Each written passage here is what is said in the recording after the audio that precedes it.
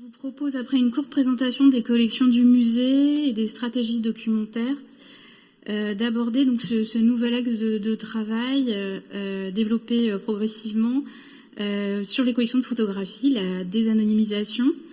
Et en écho aux interventions de ce matin et de cet après-midi, il sera également question de pouvoir, de matérialité et d'humilité de la recherche. Inauguré en 2006, le musée du Quai Branly Jacques Chirac est né du souhait de réunir des collections d'art d'Afrique, d'Asie, d'Océanie et des Amériques dans un lieu unique à Paris. Il préserve près de 300 000 objets datant du néolithique au XXIe siècle. La collection de photographies, quant à elle, compte 710 000 photographies. C'est une estimation. Elle couvre les 5 continents depuis 1842 à aujourd'hui, dans des contextes extrêmement variés. Les photographies sont inventoriées, numérisées et diffusées au fur et à mesure de leur description informatisée depuis 2006. En effet, pour l'inauguration du musée, en juin de cette même année, la diffusion au plus large public des collections, comprenant autant les objets que les photographies, était au cœur du projet initial de ce musée national. Cette collection provient des photothèques de 2 institutions, comme vous pouvez le voir sur cette diapositive, le Musée national des arts d'Afrique et d'Océanie et le Musée de l'Homme, ce dernier ayant hérité des collections plus anciennes du laboratoire d'anthropologie du Muséum national d'histoire naturelle de Paris. Les logiques documentaires différentes suivies par ces institutions ont été différentes suivies par ces institutions dans lesquelles les collections ont circulé. C'est dès 1929 qu'une photothèque est créée au musée d'ethnographie du Trocadéro, qui deviendra Musée de l'Homme. Un traitement documentaire spécifique est mis en place à ce moment-là. Les tirages photographiques sont progressivement enregistrés, inventoriés, collés sur des cartons gris de même format, sur lesquels sont apposées des informations, puis rangés à la verticale dans des meubles à tiroirs, selon un double classement géographique et thématique. Ce système normatif est appliqué de manière systématique et il perdure jusque dans les années 1990. La photothèque va devenir une véritable agence photographique, diffusant autant auprès de la presse, des éditions, que des chercheurs. Le système normatif va avaler d'autres fonds, comme celui du laboratoire d'anthropologie du Muséum, qui lui est beaucoup plus ancien, avec première photographie prise dès 1841, qui peuvent être prises par des photographes devenus, des préparateurs devenus photographes, ou rapportées par des voyageurs, des scientifiques, partis autour du monde. En parallèle, le musée des colonies, créé en 1931, à l'occasion de l'exposition coloniale internationale de Paris, se mue en 1935 en musée de la France d'Outre-mer, puis avec les décolonisations et sous l'impulsion d'André Malraux, en 1960, il devient musée des arts africains et océaniens. Une photothèque est rapidement organisée, mais ce service ne prendra jamais l'ampleur de celle du musée de l'Homme. Ces photothèques sont donc pleinement liées au développement des sciences humaines et des empires coloniaux. Depuis 2004, un vaste programme de conservation et de numérisation a permis de reproduire plus de 500 000 photographies suivant une méthodologie homogène.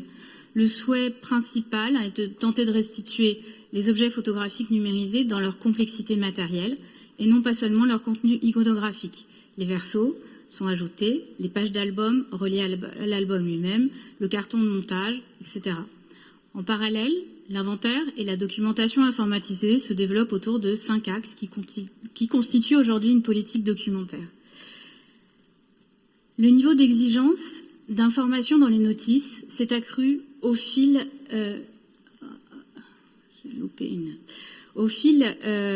du temps, et le musée ne peut plus se contenter ou se satisfaire de notices de première génération, avec des mentions très laconiques, parfois simplement héritées des musées et des inventaires précédents. Les titres anciens, datés, considérés comme racistes, aujourd'hui et dégradants, qui ne sont pas contextualisés. Le renseignement tente de recueillir la stratigraphie d'informations produites depuis le moment de la prise de vue, puis tout au long de la vie de l'image et de ses usages jusqu'au traitement documentaire des différentes institutions qui les ont conservées.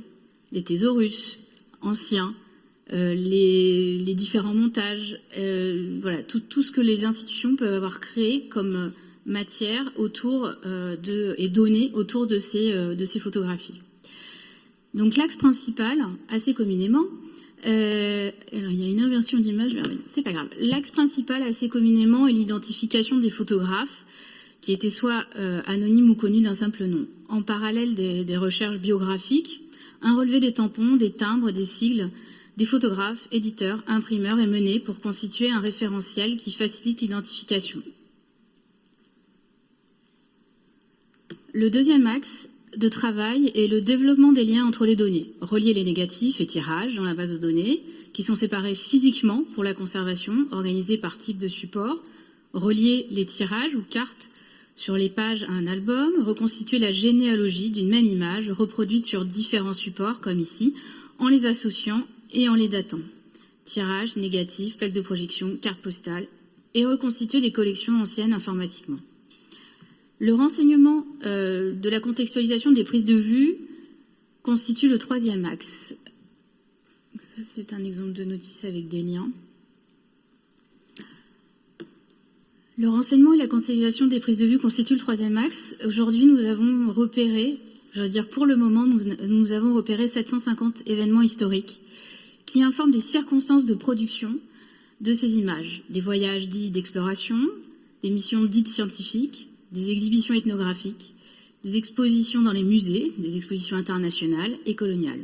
Plus récemment, une réflexion sur le contexte colonial a été menée sur la manière dont l'information historique peut apparaître afin d'être plus explicite et transparente pour tous. Un travail d'identification plus précis des conflits et des guerres coloniales est entamé.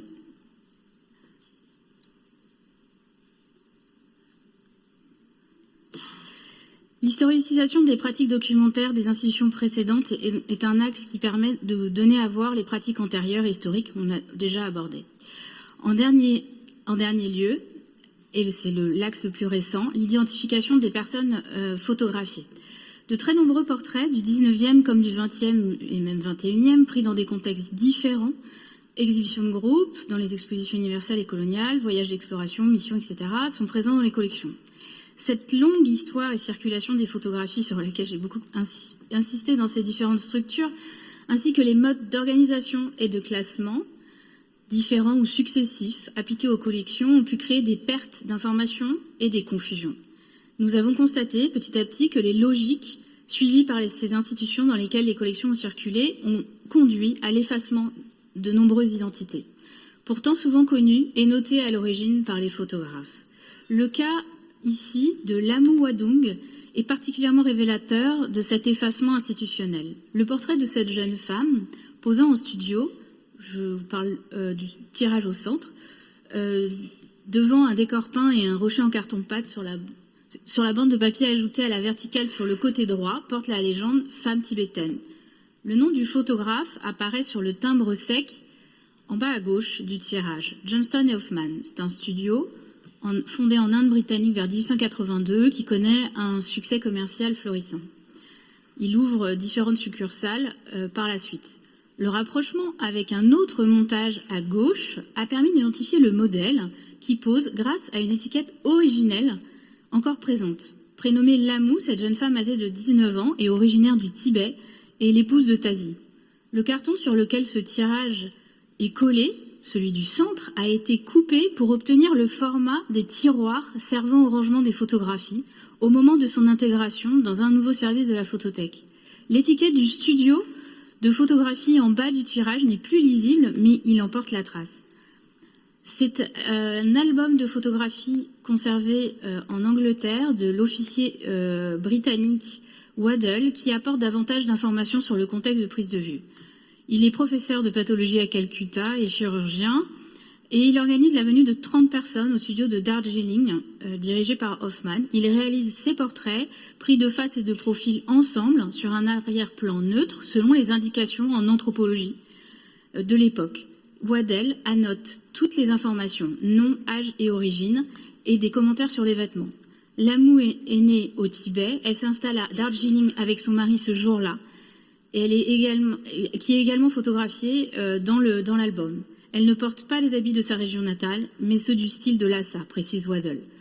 Le rapprochement avec une autre carte postale, à droite, également présente dans les collections, montre une autre prise de vue de Lamou en pied, cette fois-ci, et réalisée lors de la même séance, très certainement. Produite par un éditeur britannique, elle invite à soutenir l'économie anglaise en achetant du thé indien. La légende présente la jeune femme de manière totalement anonyme, comme originaire de Darjeeling. Voilà, les changements de légende des photographies opérés révèlent les différentes perceptions et l'usage de ces images suivant les époques et offrent en eux-mêmes une intéressante stratigraphie d'informations. Les recherches documentaires permettent d'identifier, parfois d'enrichir la connaissance des parcours de personnes représentées et de les valoriser davantage. Ces portraits, ceux montés sur carton gris de cette femme, sont anonymes. Ils ont été intitulés en 1937 par la Photothèque du Musée de l'Homme « Jeune fille de haute caste ». Et c'est la comparaison avec des plaques de projection que vous devinez en bas à gauche qui nous apporte des informations. L'une d'elles porte le titre Inde du Nord, Simla, jeune fille de haute caste, Amrita Shergill, sari de 6 mètres. Amrita Shergill est une peintre indienne considérée comme une figure majeure de l'art moderne du XXe siècle, qui poursuit à Paris des études d'art entre 1929 et 1934. Elle décédera de maladie un peu plus tard. Une autre plaque la montre dans son atelier, comme vous pouvez la voir au centre. La toile en cours, réalisée en 1937, est reconnue comme une de ses œuvres majeures, aujourd'hui conservée à la National Gallery of Modern Art de New Delhi. Ces portraits sont pris par un Français en voyage, Paul Coase, à Simla, un lieu de villégiature et de capitale d'été du gouvernement impérial anglais de Delhi. Il évoque sa rencontre avec l'artiste dans un article publié dans l'Illustration qui reproduit ses portraits. Mademoiselle Amrita, qui me reçut dans son atelier moderne, elle était la plus célèbre la femme peintre des Indes et a fait ses études à notre École nationale des beaux-arts. Elle n'avoue qu'elle n'a pas trouvé sa voie qu'à son retour en Inde en puisant dans le patrimoine national. L'illustration indique son nom dans l'article, mais pas sur la couverture.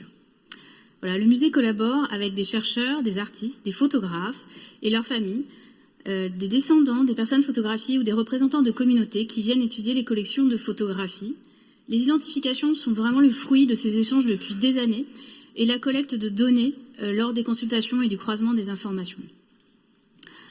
La présidente et fondatrice de l'association Moliko Aletpo a contacté en janvier 2022 le musée pour retrouver des photographies de Moltko, son aïeul, parmi les photographies prises par l'anthropologue Roland Bonaparte en 1892 au jardin d'acclimatation à Paris lors de l'exhibition d'un groupe de Caligna. Amené en France, avec de fausses promesses d'argent, le groupe vécut dans de terribles conditions au jardin en plein hiver, contraint de faire toute la journée des démonstrations de danse, de musique, de danse, de vannerie et de poterie. Nombre d'entre eux tombèrent malades et 8 moururent à Paris. Nous avions à l'époque bien identifié 280 photographies, tirages négatifs pris à cette occasion, mais qui étaient totalement anonymes, simplement titrés Caraïbes pour toute la série, contrairement à d'autres ensembles de Bonaparte qui étaient beaucoup plus précis. C'est la découverte d'une série de portraits, encore une fois sur des plaques de projection, donc vous la voyez à droite, portant des inscriptions manuscrites sur les étiquettes qui a permis d'identifier et de donner un visage à Moltko. Vous pouvez lire sur la plaque à droite la légende Moriko, 18 ans.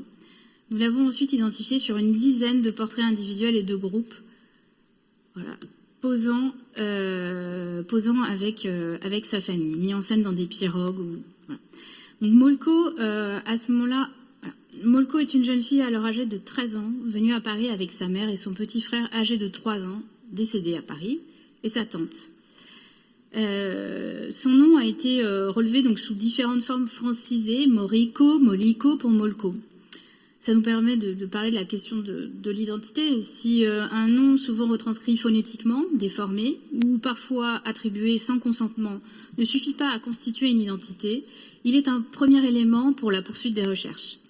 Corinne de Villiers est venue de nombreuses fois travailler sur les collections de photographies au musée par recoupement et comparaison de photos et de diverses archives. Les 32 autres personnes retrouvent petit à petit leur nom et ils ont pu être associés à des témoignages, des récits recueillis en Guyane. Une convention de coopération a été établie entre l'association et le musée qui lui permet d'utiliser ces photographies en échange de la documentation recueillie. Le portrait de Moltko a trouvé sa place dans l'exposition Qui êtes-vous? Retrouver les identités perdues des personnes photographiées, organisée au musée en 2022. qui présentait les processus d'effacement des informations et les méthodes de recherche qui mènent à l'identification de 14 personnes et des liens établis entre les membres d'une même famille ou d'un même groupe. Par recoupement et comparaison, les portraits retrouvent petit à petit les noms qui sont associés et d'éventuels témoignages de récits de familles font émerger d'histoires sensibles dans le contexte colonial et pseudo-scientifique des exhibitions. Cette collaboration avec des représentants des communautés autochtones et des descendants des personnes photographiées est absolument essentielle pour le musée qui doit en assurer une diffusion étayée. La question de la désanonymisation, qui ne portait pas encore ce nom, a pris forme depuis 2018 dans le cadre d'un autre accrochage au musée dédié aux premiers photographes à Madagascar conservés dans les collections du musée, où nous faisions le constat de l'hétérogénéité de ces informations, en fonction des auteurs, des contextes, des périodes, de l'inégalité des informations pour les hommes et les femmes pour les femmes par rapport aux hommes, de l'éparpillement des informations, ainsi des noms des personnes relevées dans des... Alors ici, ce sont les cas justement de personnes bien identifiées conservées à la photothèque du Musée de l'Homme, mais nous avons d'autres cas comme ici.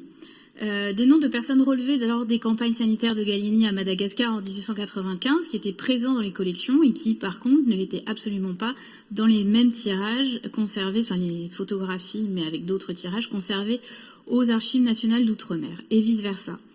Un travail de collaboration s'est fait avec Eliane Trajonarisson, présidente du musée de la photographie de Madagascar, qui intervient également dans ce colloque. Donc ce travail a permis d'avancer sur un certain nombre d'identités des personnes photographiées pour Madagascar. Auparavant, lorsque les identités étaient indiquées dans les légendes, elles étaient copiées sans documenter particulièrement, sauf pour un projet particulier. Si elles n'étaient pas connues, nous ne la recherchions pas spécialement. Cette recherche est maintenant intégrée dans le traitement des collections, dans la mesure du possible, et dans les projets de valorisation systématiquement. La contrainte principale étant la question du temps de travail nécessaire, qui est parfois sans fin et qui doit être renouvelé en permanence avec la démultiplication des ressources numériques de par le monde. La poursuite de ce travail de désanonymisation des personnes photographiées s'envisage seulement par des collaborations et des échanges avec les responsables de collections, chercheurs et descendants de personnes photographiées autour du monde. L'histoire retracée des photographies et des parcours individuels montre la diversité et la complexité des situations rencontrées et souligne la circulation tant des hommes, sujets, photographes et producteurs que des images. Le musée est responsable des données qui accompagnent ces photographies devenues anonymes. Ce travail vise à revaloriser des personnes souvent soumises à des systèmes de domination et de contraintes et contribue à petite échelle au questionnement autour d'un renouvellement d'une histoire mondiale de la photographie décentrée, en donnant à s'interroger sur la personne photographiée. En retrouvant leur nom, les personnes photographiées retrouvent, je l'espère, une part d'humanité dont elles ont été privées durant des décennies. Je vous remercie.